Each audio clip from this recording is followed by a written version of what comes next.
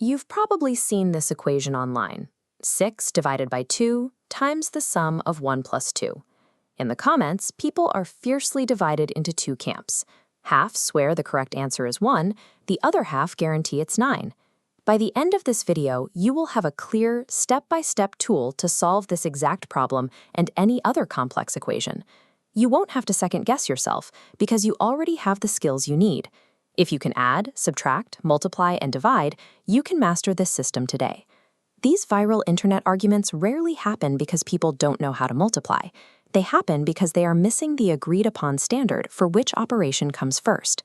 This brings us to the formal order of operations. In many schools, this is taught using an acronym. Here we see a priority table outlining BIDMAS. This is the structural blueprint for standard math. The letters map to a specific sequence. B is for brackets. D and M stand for division and multiplication. Finally, A and S are for addition and subtraction. Some regions teach BODMAS instead, but the letters represent the exact same operations. The only difference is that second letter.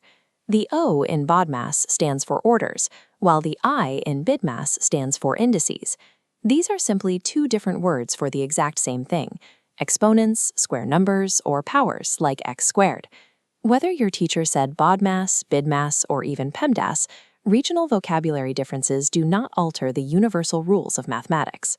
There is, however, a massive flaw in how these acronyms are memorized.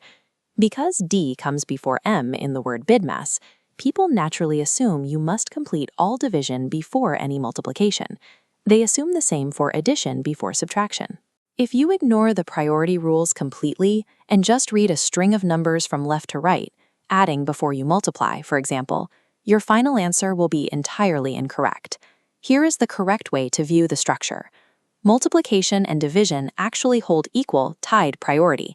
When an equation has both, you simply solve them by reading from left to right. The exact same rule applies to the final step. Addition and subtraction are a tied pair. You evaluate them exactly as they appear, moving from left to right. Grouping these tied operations and treating them just like reading a book prevents the most common calculation failure points. Let's put this stacked system into practice with a standard classroom problem. 3 times, open bracket, 2 plus 4, close bracket, plus 5 squared. We will solve this by cascading downward, step by step. Step 1 is brackets.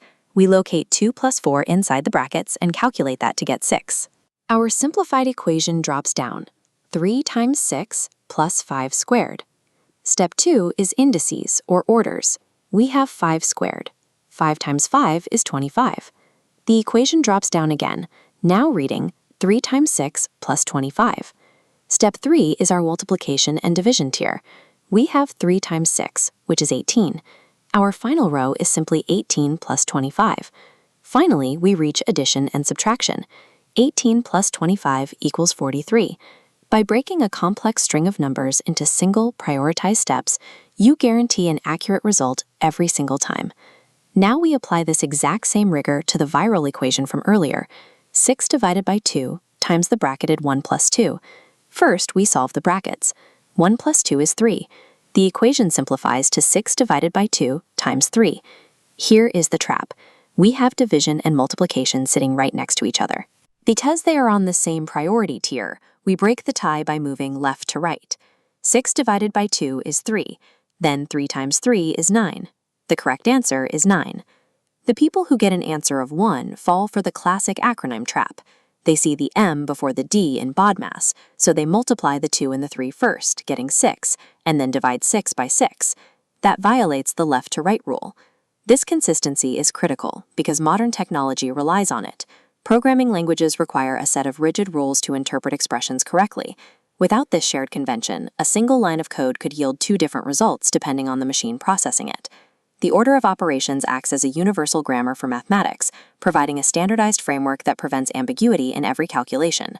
Let's review the foolproof system one last time. Brackets first, indices second, tied division and multiplication moving left to right third, and tied addition and subtraction moving left to right last. Here is a final test for you to solve on your own. Take a look at this expression, 30 minus 12 divided by -3. Post your step-by-step solution and your final answer in the comments below using the rules we just covered.